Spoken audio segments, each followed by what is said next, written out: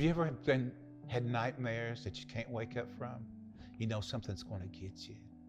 And you're waiting there and you're just so afraid. And I've had bouts of where I could not catch my breath. And I just knew it was over. It was one of the scariest things I have ever experienced. My name is Raymond Cloud, and I am 68 years old. And live here in Lexington currently, originally from the southeastern part of the state, down in Bell County, Appalachia area. And I went to doctors regularly. I always had a personal physician, and we checked things out on a regular basis. And outside of getting a little bit older, there was nothing wrong with me, but all of a sudden, I just had trouble breathing. So I make the appointment like most people should do, and I had learned to start taking a little bit better care of myself. And my doctor in Versailles is I had had him for 20 years, and we got an X-ray basically, and it was so strange that he would look at me. He said, "I'm going to refer you to somebody," and it was at that particular time a pulmonologist. And I had no idea. I'd never read about the disease or anything like that. And they just noticed there was some scarring on my lungs. And my primary physician, he said, "I want you to start doing the things in life you want to do." And basically, he told me I need to start looking at, I don't know if you're going to work. At that same time, this is between July and August of 2014, I lost my son of 31 years old. So, I lose my health, I lose my career, and I lose a son. And it was devastating. I'd already been using oxygen, taking one of those little Inogen things around, trying to breathe. My ability to do any housework, things like that, was really taxing. Laundry, especially if it was wet and pulling out of the machine, it drained me. At this particular time, I had talked to the pulmonologist I had up here at UK, and he finally just said something to me he said, "Raymond, what about a transplant?"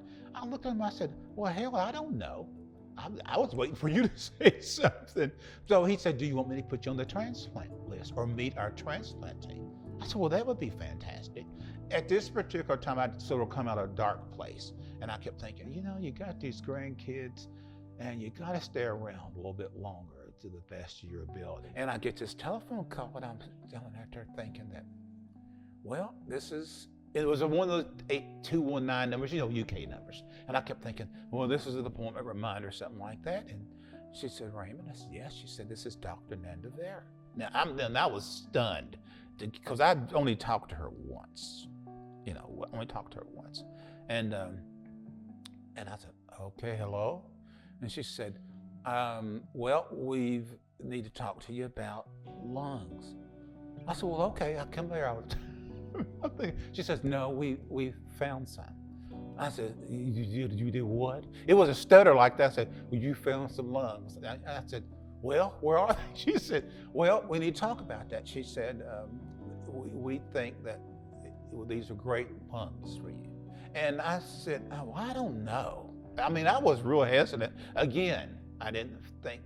Part of my mind told me, "You're not worthy. It can't happen this fast for you." And she said, "If my father," it aged me a little bit. He said, "We're in your position," is that I would highly recommend he would take these lungs.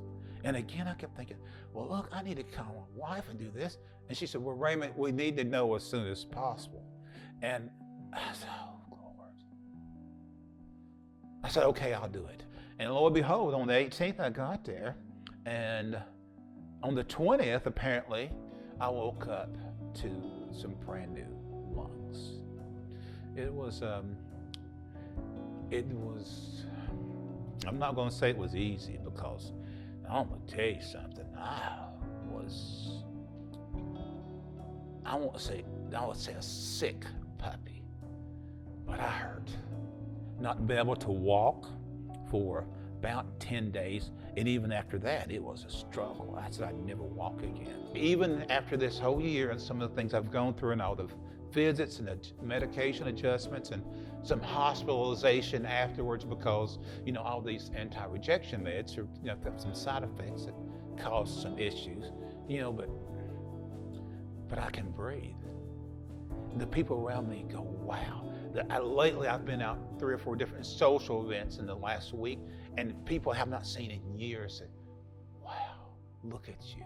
Because they remember, the before the transplant and my inability to do certain things. When you have such doubt in your mind, it affects you physically too. And it took some time for me to get back and have some faith that, look, man, it's going to be okay. It's going to be okay. You just don't give up. You keep trudging, and you just have faith.